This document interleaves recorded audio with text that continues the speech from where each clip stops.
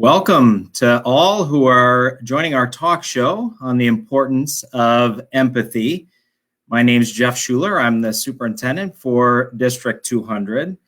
Also joining us a little bit later in this program are Dave Claypool, principal at Wheaton Warrenville South, Peyton Kunkel, student at South, Jim Venckus, assistant principal at Wheaton North, and Jared Slusher, student at Wheaton North.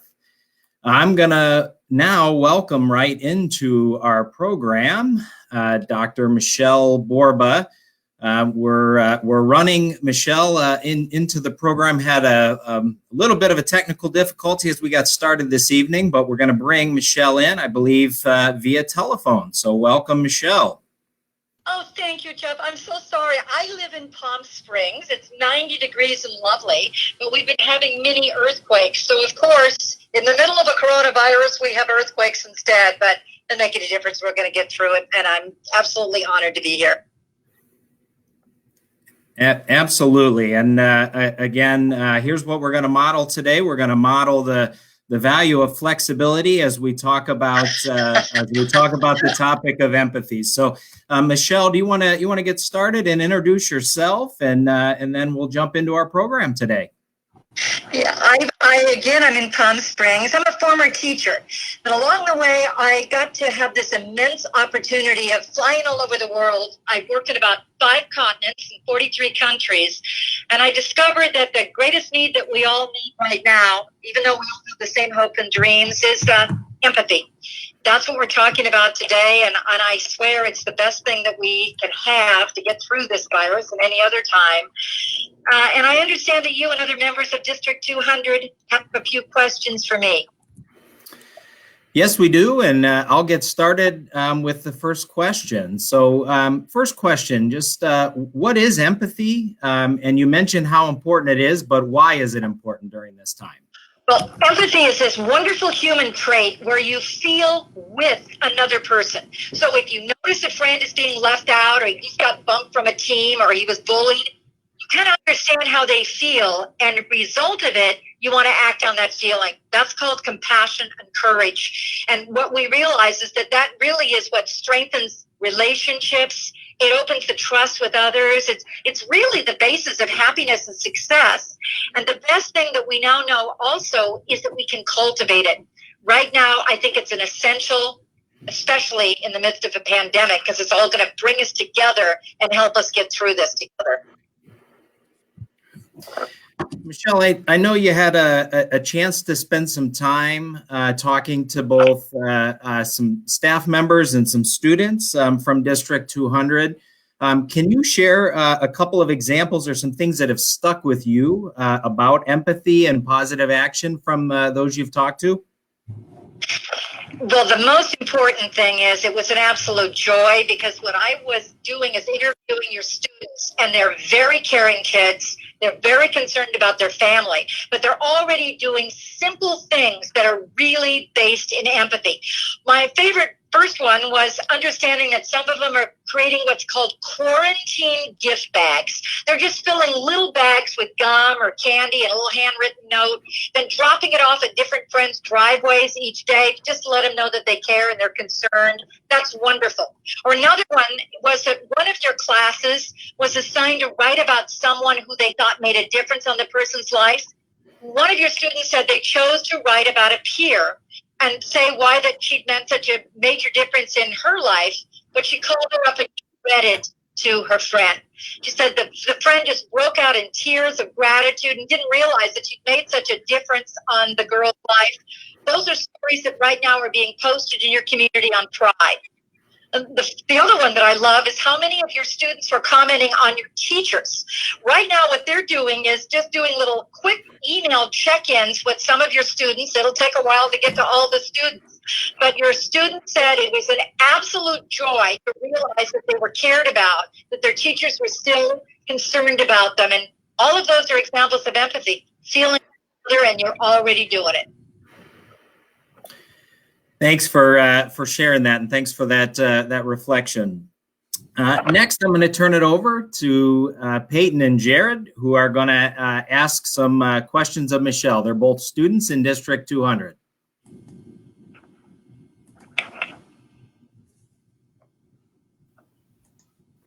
Hi, Peyton. Hi, my name is Peyton Kunkel. I'm a senior at Wheaton Warrenville South High School, and I just want to take a moment to thank you, Michelle, for doing this for our community and our school district. I know we all really appreciate it. So I just want to start off by asking, what are some simple actions that our students can take to improve their own emotional wellness at this time? Oh, Peyton, I'm so glad you asked that, and I love talking to you. I think the most important thing we all got to know is that stress is normal. Right now, we're all going through some very tough times, but what we don't want to do is let it build to an overwhelming point where it's going to really impact our mental health. So I call it 3 R's, and they're real simple.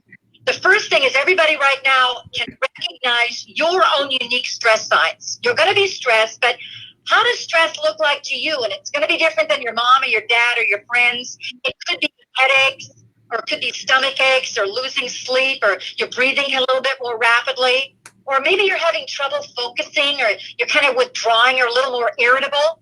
The first step to stopping stress and helping yourself be mentally healthier about it is recognizing it. And then once you know when and where it usually happens, Peyton, you want to replace it. You're going to find one thing that works for you, and you're going to do it at the same time every time that stress builds. For instance, some kids said that they exercise really helps. Girls say that taking yoga, they're downloading yoga apps, and they're really, that deep breathing helps. Some kids say journaling really helps, but many teens also tell me that loading playlists with what helps you relax, like repetitive music, can be really helpful. When I ask kids, what kind of music are you looking for? Some kids said slower classics helps when they're really stressed. But then when they did it, they said Elton John, I'm still standing. So it doesn't make any difference what the music is, or if it's yoga or exercise.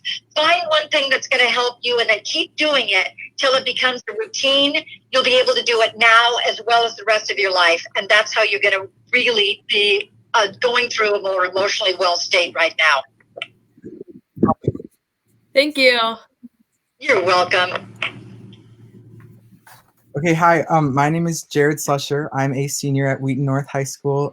Thank you again, Michelle. Same things with what Peyton said. We're really glad that you're able to do this. I just kind of have a question. So unfortunately, a lot of our students have missed out on lots of amazing experiences that they were looking forward to in the spring, such as athletics, musicals, and other social events that we planned, especially the seniors. Do you have any advice for them, or how they could best cope with this reality that we live in now? I love the question, Jared, because you're not alone. There are kids all across the country right now who've been working so hard for that milestone, and they've wanted that prom, or they wanted that senior awards night, or walking across the stage for that diploma. So the first thing about this is acknowledge your grief, that you've been looking forward to something so long. Share it with a friend, because what I've discovered is when you share it with another peer, the two of you can start figuring out a way to celebrate it together. And it's starting to bridge to all of you. For instance, I'm hearing a lot of you say that you're finding ways to replace the missing event and celebrate. Example number one, I love that some of you are using TikTok to create a scrapbook. You're compiling photos of all of your school years together, and it's helping you realize that you did have fun together, and you're preserving the memories. So maybe it's utilizing that, or prom nights. What some kids are doing in another city I just was talking to in outside Indiana, the girls had worked so hard and wanted those dresses, and finally that night, and so they realized they've missed it. So what they're doing now is that they're dressing up on their own, but they're modeling their dresses in front of their houses. They're putting it all on one big Facebook Live account together, and they're celebrating it. Another one, Jared, is that you told me that a lot of your friends were missing those special birthdays, like 16 and 18 are pretty darn big years. But what you're doing is either doing something to celebrate, or I love your car parade caravans, where you're getting in a car together, not in the same one together, but in one big long parade, then with signs outside posting this is a celebration of the person who's missing birthday, driving by and honking and screaming out happy birthday. Those are just a few ideas, but I have a feeling that your empathy is so strong as a group that once you say we got to figure out what to do to celebrate the graduation, you're going to find a way to put that on a date and get together to take that back so you do have a moment to celebrate. Mm-hmm. Thank you so much, Michelle. Next, my assistant principal, Mr. Venckus, and Peyton's principal also wanted to ask you a few questions.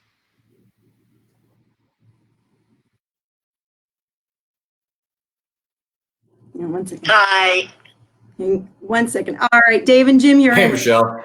Kind of jumped the gun there a bit. Hey, hi, Michelle. I'm Dave Claypool. I'm the principal of Wheaton Warrenville South High School. And here's what I'd like to know. Nice to see you. We know that staying connected now is more important than it's ever been. How can we make those connections and maintain those connections given all the restrictions that we have? Oh, I love that question, because what we do know is that empathy and human connection is what actually strengthens our mental health. And that's why so many kids that I've been talking to from your school right now are feeling a little lonelier. But there is a bottom line that's a silver lining, and that is this generation uses technology, and you're the ones who can actually strengthen one another and build it together. For instance, one of the things that I'm seeing is many of your kids are starting inspirational text message chains where they're just sending a text to one kid that's really an upbeat kind of a comment on how you doing and checking in. That goes viral and sent to another. You've got virtual tutoring starting. I think that's a cool thing that many of your kids can also do. If you're strong in one subject, then reach out and say, I can help you with that math, or I can help you with that algebra. One of the really cool things that Jared was telling me is that you're doing movie nights together. Imagine this.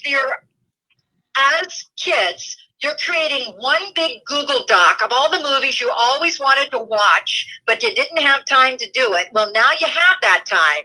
And what they're doing is sitting together and watching the movie, not in the same house, but at the same time. So there's families and kids all over your area that are watching one movie once a week and then filling out a critique on the Google Doc. That's a way to just support one another. I love those ideas. The creativity of your kids is phenomenal. They just got to keep going on how can we connect with each other using technology to strengthen our connection.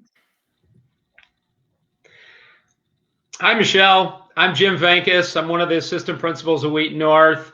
We really appreciate you speaking with District 200 and sharing your expertise on this very important topic of empathy. My question is, what can our students and families do to have a positive impact on others?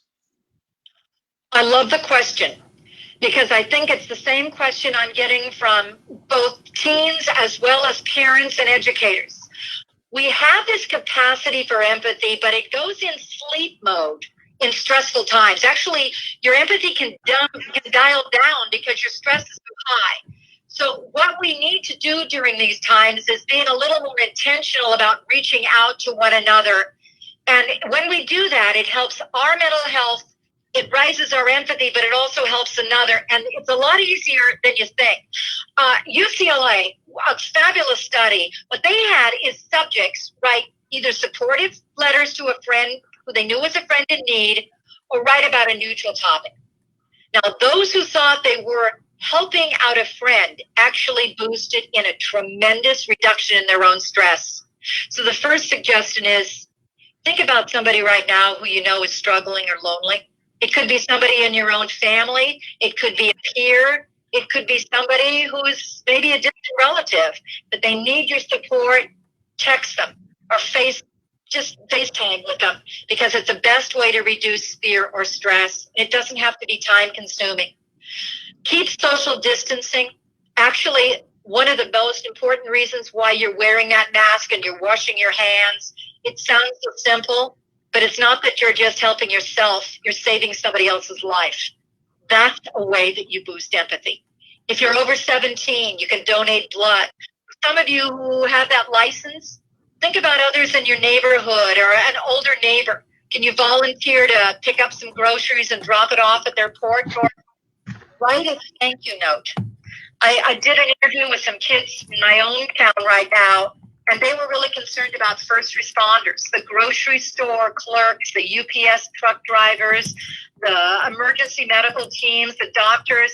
And so what they did as a group of kids is they decided to each write 5 thank you notes, and then they delivered them, just leaving them off at a distance or pasting them on their front windows. And what had happened is their whole community just livened up with knowing that the people were appreciated, but that inspires others to do the same thing.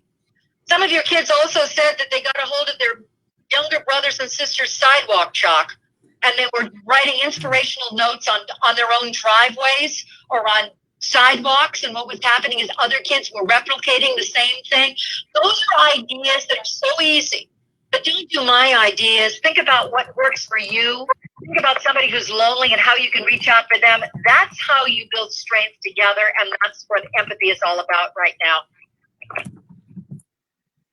Thank you so much, Michelle. We really appreciate that. Now it's time for me to turn it back over to Jeff.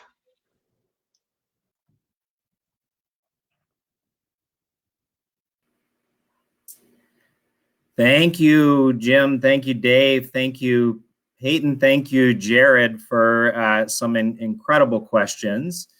So, Michelle, I have an opportunity each day to communicate with our amazing faculty and District 200, and occasionally in that communication, I'll issue a challenge, an opportunity to try to do something that oftentimes kind of connects to this topic. So I hear that you have a challenge for all of our students and families in District 200. Could you share that with us? I would love to, and I'm going to tell you that I am 100% sure that you're all going to be able to do it because the empathy of your district is profound. My challenge is real simple. I really like each of your students right now, if you're listening to this, to connect with someone you know, somebody who you realize is struggling during this time. It could be somebody who's alone or feeling alone, or you know that they're not getting the support they need. The connection could be as simple as a phone call. It could be an email, a text, a FaceTime. But whoever it is, reach out. Because if you do that, it actually encourages that person to do the same thing. It kind of does spiral. It cascades. And it creates this reciprocal effect. If you do that, I also challenge every family and parent to do the same thing. And that's exactly how we're going to get through this stronger together. Thank you, Michelle, and thank you so much for agreeing to spend some time with us this evening and with our community. I love that challenge. I hope sincerely that everybody takes you up on that challenge. I see every day that our principals in our buildings are pushing out those opportunities to challenge people to think about empathy. I do also hope that everybody that takes advantage of your challenge also takes an opportunity to share what they're doing. Because I know what I heard in a lot of the conversation today is that oftentimes those acts of kindness or empathy spread when people know what we're doing. So thank you so much, Michelle, for spending the evening with us. Oh, no, thank you. And thank you for having some fabulous, fabulous students. You're all making a major difference in the world. Great. So I'd like to add in closing, again, thank you to everybody who's watched this broadcast or show this evening. If you are looking for one particular act of empathy or one good place that you can do some good for our community, consider making a donation to our Student Excellence Foundation Food Insecurity Crisis Fund. We've been providing support for those in our community who are at need, and right now the need is certainly great. Well, we've been happy certainly with the support that's come into that fund. Certainly the funds have been drawn down as we're providing direct support. So again, consider that as an opportunity. And I just again want to thank everybody for coming together tonight to make empathy a focus in District 200. I'm 100% confident if we make that our focus, we're going to do a great job of taking care of each other. Thanks so much. Bye-bye.